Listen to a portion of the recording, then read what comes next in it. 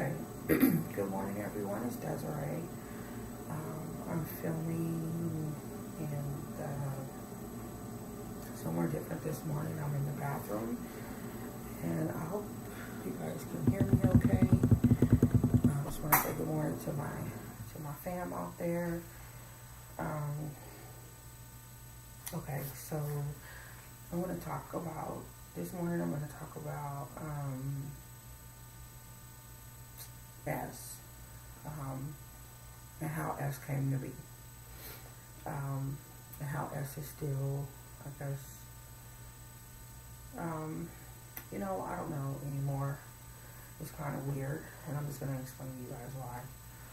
So, I met S about, I would say, 5 years ago, before I met E. I would call him E.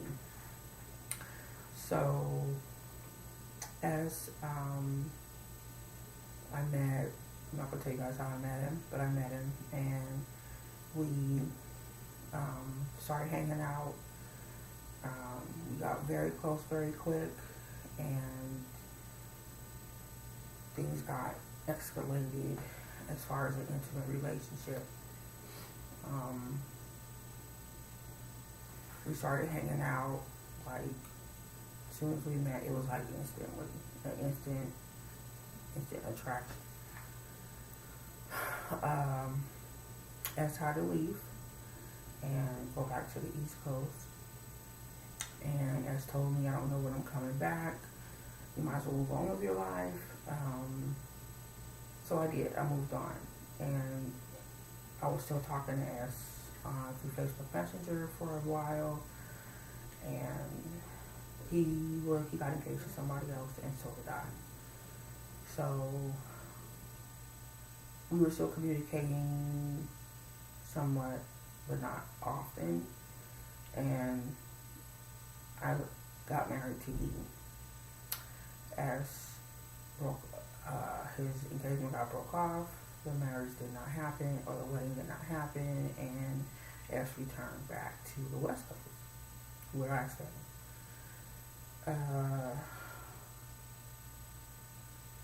During the time of my marriage, I'm just gonna be truthful, y'all. When S came back to the West Coast, I started seeing. Well, I asked him when he told me he was coming back to the West Coast. I asked him if we could start seeing each other, because that S was my friend, plain and simple. So he was like, sure, why not? So he got back. I was having a lot of problems in my relationship, in my marriage, and S became a confidant. S became a shoulder. S became, I guess, S became someone that I could rely and trust in and trust on, one of them best friend types. The more that S soothed me during my aggravation, the more I wanted to see him, wanted to be next to him, wanted to just talk to him. So we started hanging out, and at first we would just talk, watch movies, just chill. Then it got to where things became a little bit more heated. We started kissing, and just kissing, and the kissing escalated. So I told S that I wanted us to be intimate, and he told me to think about it, because it would have been a major step, and I was like, I'll think about it. So I thought about it, and my marriage was going downhill, y'all. I ain't gonna lie. It's going downhill. I couldn't get what I was getting out of S. I couldn't get that from E. E did not know how to physically be in love with me, and it started to take a toll on me as a woman, because being married, your husband I thought my husband was supposed to be in my corner and, comfort me and do all the things that a husband is supposed to do. S was doing all that stuff for me. So, I told S that I wanted to become intimate with him. I wanted us to start having sex. Being though I was married, I stepped out of my relationship. I was so confident in S that we were seeing each other on a regular. If I could get away, I'm out. I'm gonna go hang out with some friends. That's what I was doing. I was quote unquote looking for a job when I was with S. I made excuses and I lied a lot. So,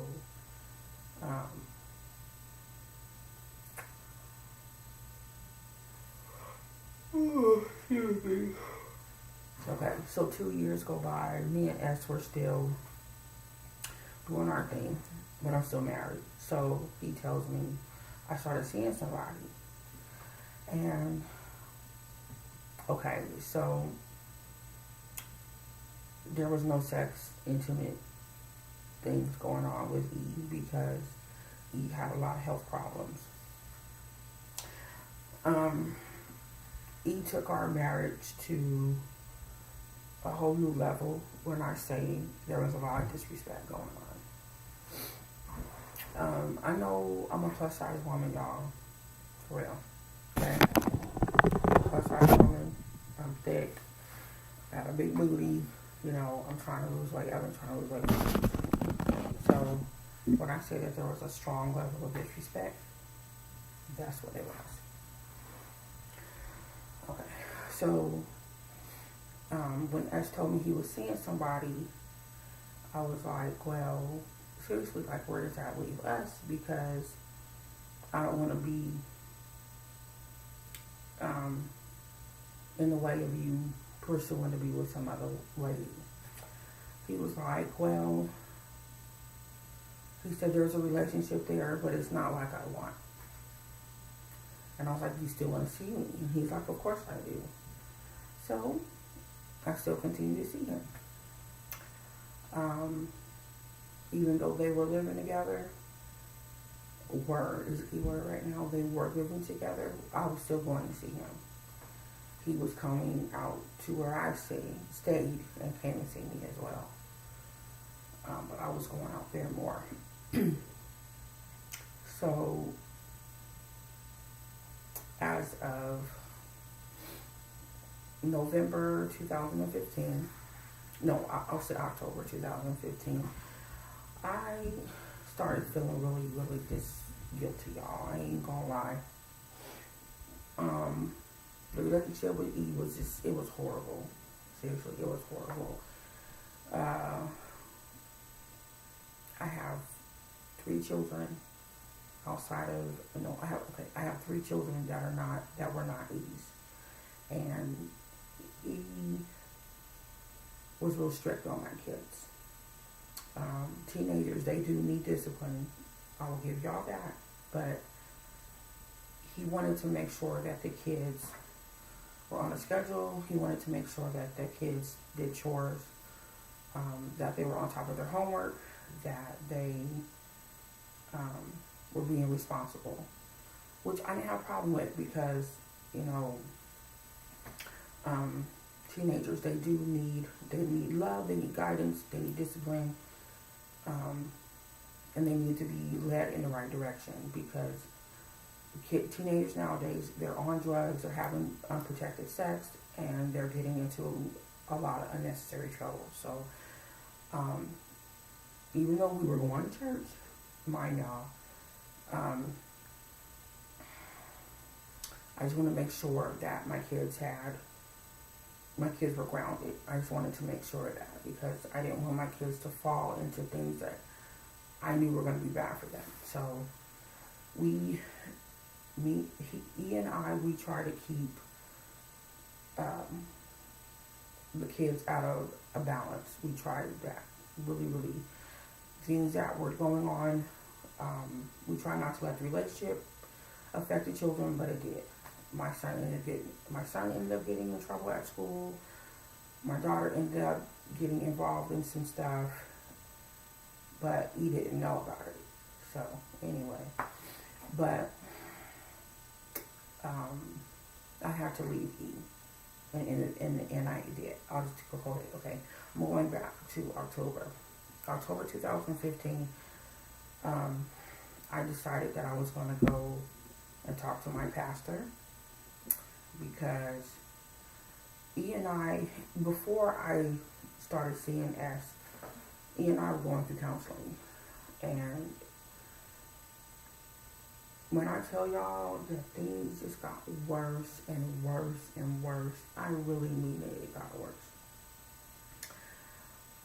I wanted to work things out with E, have stability with E, but it just did not click. It was just not clicking. My grandmother moved up here from Arizona, and I saw how tired my mother was, because she was staying with my mother for 3 years. And I was going to help my mom out with my grandmother. My grandmother's sightless, and she needs not a lot of care, but company, and someone to help cook her meals, and just to make sure that she is taking care of herself, the right way. So there was times when I was coming to my mother's house to help with my grandmother or spend the night with her. I would go out with them, and I was letting my kids spend nights with their friends while I was over my mom's, because, to be honest with y'all, I did not trust E.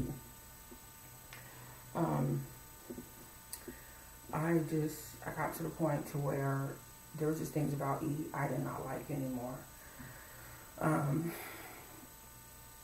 It's just like I had a funny feeling that he was doing something behind my back, even before I started with S. So my feelings for S were so deep. I'm trying to tell y'all right now, like, I still can't see myself without him. I'm coming to that. So in November of 2015, I'm bouncing around from different subjects, but I'm gonna hit on key points. In November, before Thanksgiving 2015, I went to my pastor and I confessed some things, and I told him what was going on.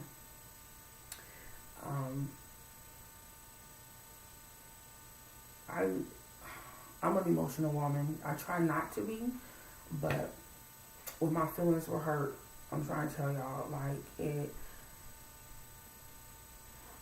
when you are in a relationship and you want things to work and it's not working, you're either going to cry, yell, kick, scream, cuss, fight. Sometimes you do what you got to do to make the relationship work. Nothing I did was working. We talked to 3 different counselors that we knew, but not on one was on a personal note because we've known him for a couple years. 2 counselors were someone that one counselor that was one we did not know, one counselor we knew, and then we counseled with, I want to say probably about 5 or 6 more people on top of those 3 counselors. Okay, being as well as in church, I still am. The people that we were counseling with, they were married and have been married for years. So I thought that was the best thing for us to do. But it's just, something wasn't clicking. And I wanted to make sure that, sorry, y'all, my mouth is a little dry, but I wanted to make sure that I was trying to cover every basis in the marriage with E, because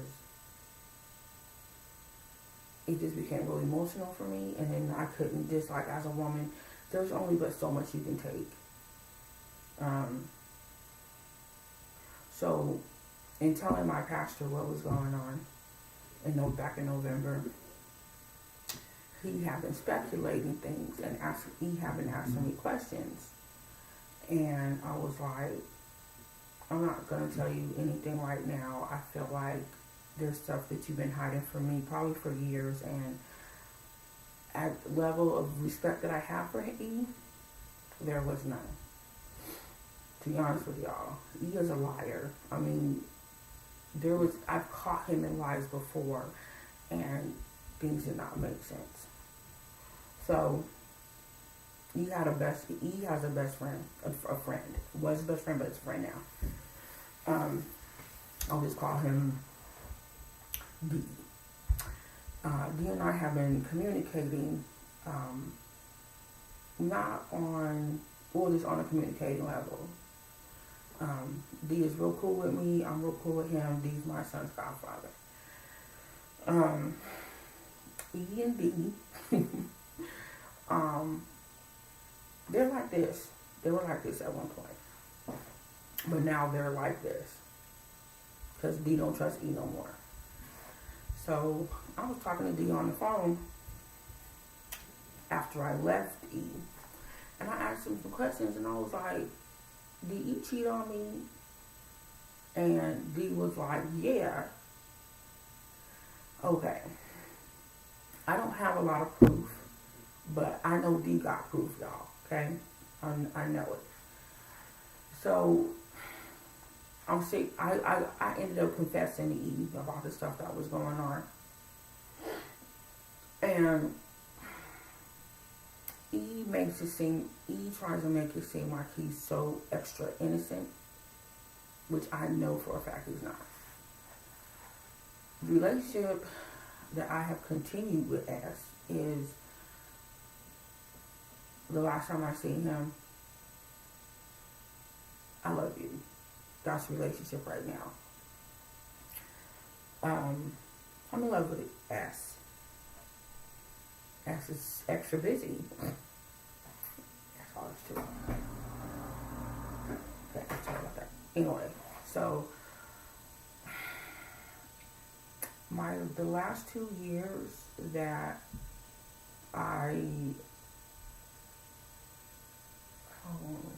the last 2 years, 3 years actually, S and I've been, excuse me, you have some breakfast in a minute. The last 3 years, S and I have been involved.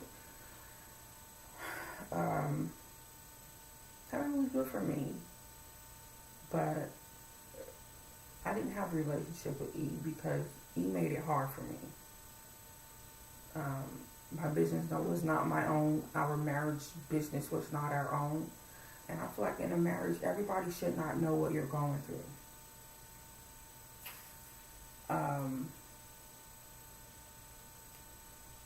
I don't know how more I could say, but if you are into that man or you're into that woman, really be into them. Don't string them along. Don't say stuff and just not do it. Don't lie, because lying can hurt people. If you can't be truthful and honest and just trustworthy, that's how I put it. Leave people alone. Leave that man alone. Leave that woman alone. And this is straight up really how I feel right now and how I've been feeling. Like, he made it difficult for me to be his wife. Not only because of his health issues, but as trying to love him as a wife would love a husband. I saw a lot of women at our church who were wives, and what I did was I watched them and I took tidbits of what they were doing, and I tried to do what they were doing to try to better myself. But every time I try to put my best foot forward and be in his corner, it always backfired. I'll give you guys one instance. The day had started out. My mom had called me the night before, and she's like, can Grandma come stay with you for the day? I need to go get my hair done. I said, no problem at all. I told E he was fine with it. So my grandma came to our apartment, and he went to dialysis that morning, and he got back. They had called him into work to work graveyard, and he was going to take a nap. So, trying to do the wife with the duties. So, my oldest daughter was in the college at that time, or had just gotten into college, and my son was at home. My daughter was at home, and he was like, okay, I'm going to get my cell phone charger, charge it up, and I'm going to take a nap. So I was like, okay. So he goes outside. I hear the door close. I was just about to start braiding up my daughter's hair, and I'm trying to make this short. But I'm sitting in the living room, and I'm like, wait a minute. So where our truck was parked, it was like, he walked out the door and walked the sidewalk, and the parking lot was right outside of our bedroom door. So it was only like, he would have been gone maybe 60 seconds at the most. So I'm sitting there, and I'm like, wait a minute, where'd he go? What is going on? And I was like, I go in the room, go in the bathroom, open up my son's bedroom door. My son's sitting there on his bed. I was like, scratching my head, and was like, what's going on? So I go outside. I was like, the front door is like right adjacent to the kitchen.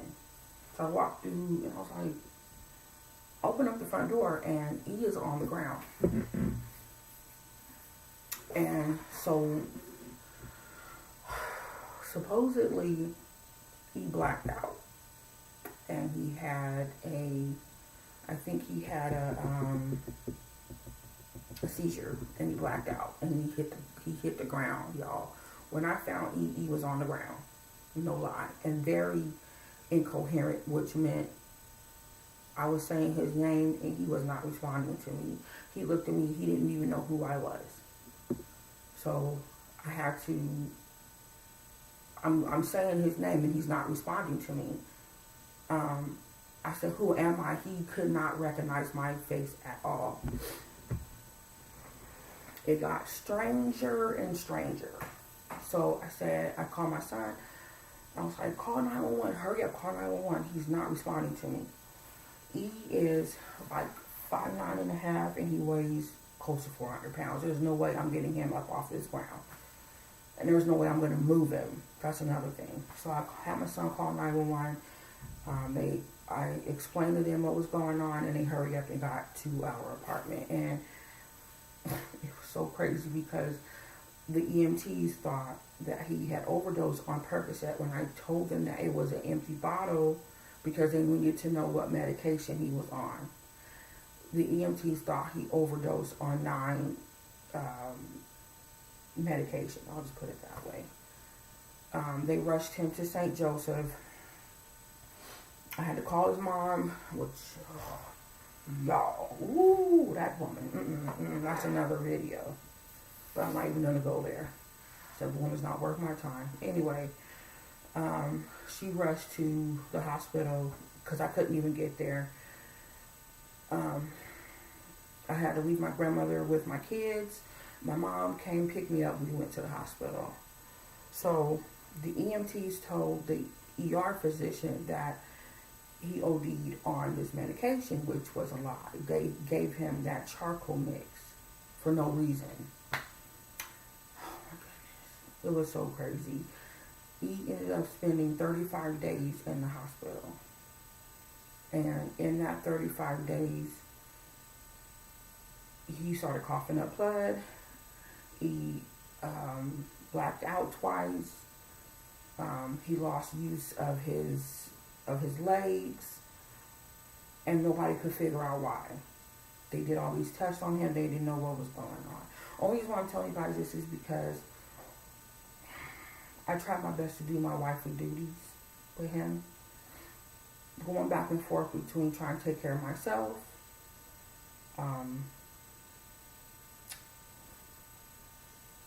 trying to take care of my kids, trying to be a mom, and trying to be a wife. So going back between the hospital and our apartment, it's like a 20-minute ride, maybe 30, depending upon traffic, what time of day it is. When I tell y'all, I was beat, literally exhausted, and I was in school too. So trying to do all that stuff together, it stressed me out. It really did. I couldn't focus because mentally I was exhausted. It became such a strain. I had no money coming in. He was making all the money, And during the time, I was talking to S, and I was telling S what's going on, and he's like, no, not cool. He was upset. S came to visit me, y'all. I ain't gonna lie about that. It made me feel good. Sure did. So, it's a shame it even has to be that way, but it happened. To be honest with y'all, it was like, it was like, as a mom, as a wife, as a college student, and you're sick on top of that, it was a mess. Then later on, right before he got out of the hospital, I had eye surgery twice. Well, on each eye. In November. He got out of the hospital. It was October. He went into the hospital. So through Halloween and my eye surgery, one eye surgery, he was in the hospital. The second eye surgery, he was just getting out of the hospital the day before my second eye surgery. And all that was in November. It was just so much on me. I literally could not take it anymore. I could not take it anymore. As a black woman, it's like, I'm not gonna sit here and talk about race because I'm not really okay. But as a black woman, I struggle. I have struggled. Being in that marriage to Eve was a struggling point for me for almost 4 years. And I was just like, I can't do it no more. Mentally, physically, emotionally, spiritually, y'all, I was exhausted to the point to where I was through. Couldn't do it. I could not do it. I know I was wrong because what was going on with S at the time. But I was just, I could not handle it anymore. And I left. Right after Christmas, before New Year's, I left him. I was so tired of fighting, arguing, crying. I mean, I cried more than he would hold me. I cried more than anybody could console me. It just got crazy. So, yeah, y'all, I left him. 6 months later, we were divorced. My relationship with S is still going on. Believe it or not. So, S and I are trying to figure it out. That's all I'm going to say. So, I hope you like this video. Comment on it. Subscribe to my channel. Hope you guys subscribe. Hope you guys like this video. Leave your comments. I know people are going to say, girl, you know you was wrong. Yeah. I'm on here because it was, I'm telling my story. This is number 2 story I'm telling y'all. So, yeah, I will talk to y'all later. Bye-bye.